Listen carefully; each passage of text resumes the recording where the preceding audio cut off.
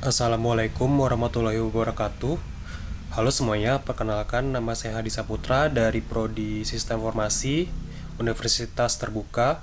Pada video ini saya akan menjelaskan beberapa contoh konsep-konsep dasar dalam pemrograman Java, khususnya mengenai deklarasi variabel, array, dan struktur data linked list. Pertama, kita akan membahas deklarasi variabel dalam pemrograman bahasa Java. Variabel biasa digunakan untuk menyimpan data. Contohnya adalah tipe data float. Yang pertama float. Float itu biasa digunakan untuk menyimpan data yang bersifat datanya itu bersifat desimal atau ada komanya di komponennya seperti itu. Contohnya seperti ini. Float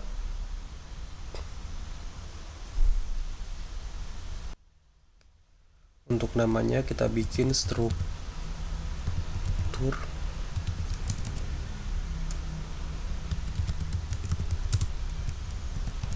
misalnya 1, 3, 4.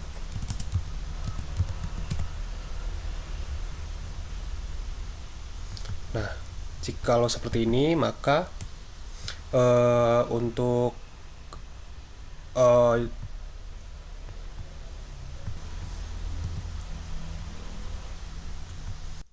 seperti ini biasanya float ini digunakan untuk menyimpan data yang bersifatnya koma atau desimal ya teman-teman. Sebentar. Kemudian yang kedua ada string. Nah, string sendiri itu biasanya digunakan untuk menyimpan variabel yang sifatnya itu berupa teks atau campuran. Biasanya campuran bisa teks atau teks dan number seperti itu, dan sifatnya itu dia dynamic ya, seperti itu, bisa dicampur. Jadi seperti ini contohnya dia string kita buat susunan kata baru, maka sama dengan kita buat di sini berisi kata pemrograman struktur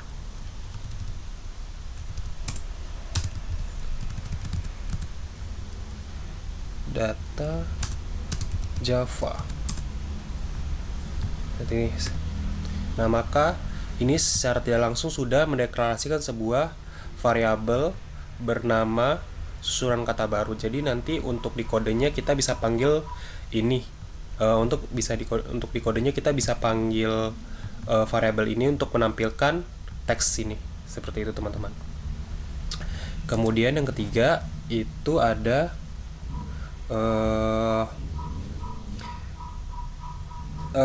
array sendiri itu adalah pengulangan. Jadi misalnya teman-teman punya beberapa variabel yang biasanya hanya input sekali, bisa keluar output banyak, namanya array gitu.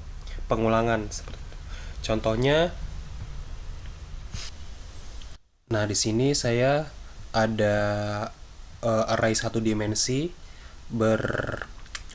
variabelnya dia integer, tipe datanya integer, nama variabelnya 8 angka. Jadi nanti once kita panggil 8 angka, dia akan menampilkan array satu dimensi dengan angka seperti ini, teman-teman. Nah, array itu biasa identik dengan tanda kurung kurawal seperti ini. Ketika ada kurung kurawal ini berarti variabel di dalam atau nilai dalamnya itu adalah berupa array seperti itu. Nah, selain ada array untuk satu dimensi, nah array juga ada dua dimensi. Yang dua dimensi itu seperti ini. Nah, seperti ini untuk array 2 dimensi. Bedanya apa? Array 1 dimensi dan array 2 dimensi. Nah, array 1 dimensi itu dia hanya satu baris gitu. Nah, sementara kalau array 2 dimensi itu ada kolom baris dan ada barisan dan kolom seperti itu. Itu namanya array 2 dimensi.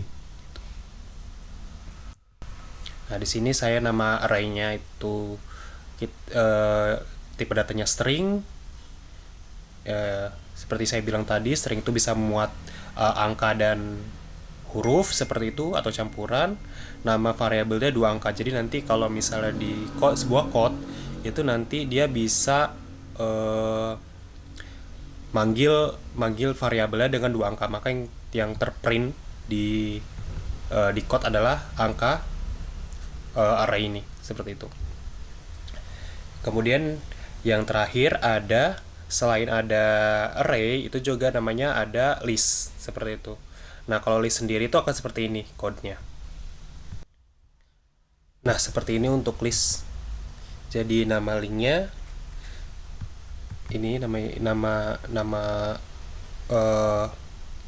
untuk mendeklarasikan tipe datanya link list integer, dia tuh ada sebuah angka. Kemudian ada list angka, ini nama variabelnya, ini untuk kelasnya.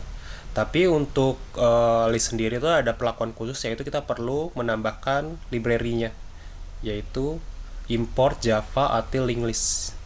Ya, ini untuk mendeklarasikan library. Jadi kalau nggak ada ini kita nggak bisa mengcompile ini. Jadi link listnya tuh nggak akan jalan karena dia untuk library-nya nggak terdaftar seperti itu. Jadi kita perlu menambahkan java until link list untuk menampilkan data ini.